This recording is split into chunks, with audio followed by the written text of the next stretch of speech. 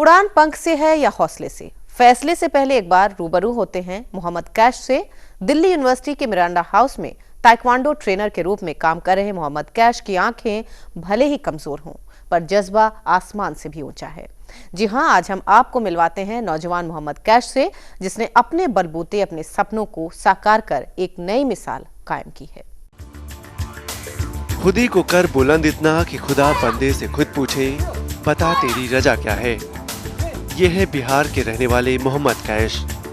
जिंदगी तो आम थी, पर अलग था तो उनका जुनून और धैर्य।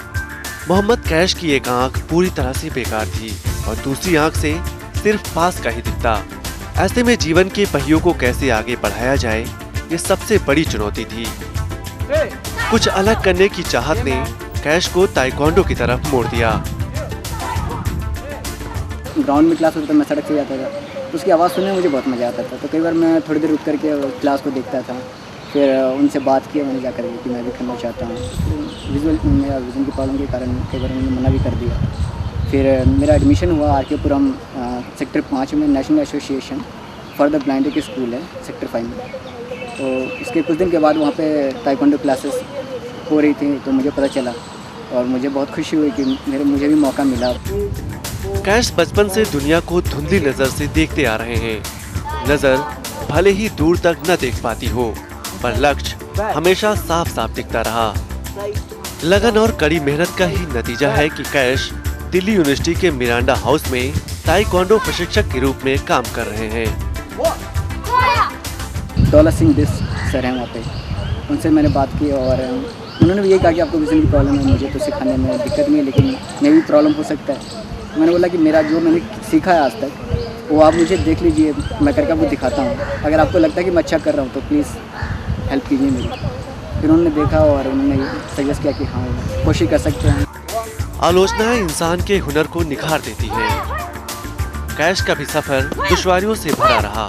शुरुआती दौर में तो स्कूल में एडमिशन तक नहीं मिला, पर अटल इरादों के धनी कैश ने हिम्मत नहीं हारी। सामने आने वाली दिक्कतों को दरकिनार करते हुए ताइक्वांडो सीखने का सिलसिला जारी रखा, जिसका परिणाम रहा दिल्ली यूनिवर्सिटी में सम्मानित ताइक्वांडो ट्रेनर की नौकरी।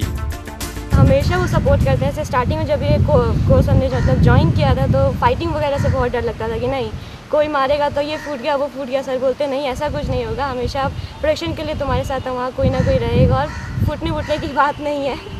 तुम्हें हमेशा कोई ऐसा मतलब मारेगा वारेगा नहीं। हाँ, तुम्हें सेल्फ प्रोटेक्शन करना है, दूसरों को अपने फॉर्म्स दिखाने हैं और फाइटिंग के लिए हमेशा उन्होंने एनकरेज किया है। मोहम्मद कैश के इस ट्रेनिंग सेंटर में नियमित रूप से कुल 15 बच्चे ताइक्वांडो सीख रहे हैं। सबसे खास बात यह है कि लड़कियां ताइक्वांडो की इस ट्रेनिंग में बढ़ चढ़कर हिस्सा ले रही हैं। उनका मानना है कि दिन प्रतिदिन बढ़ते अपराध से बचने और अपनी आत्म सुरक्षा के लिए अपने को मजबूत बनाना बहुत जरूरी है।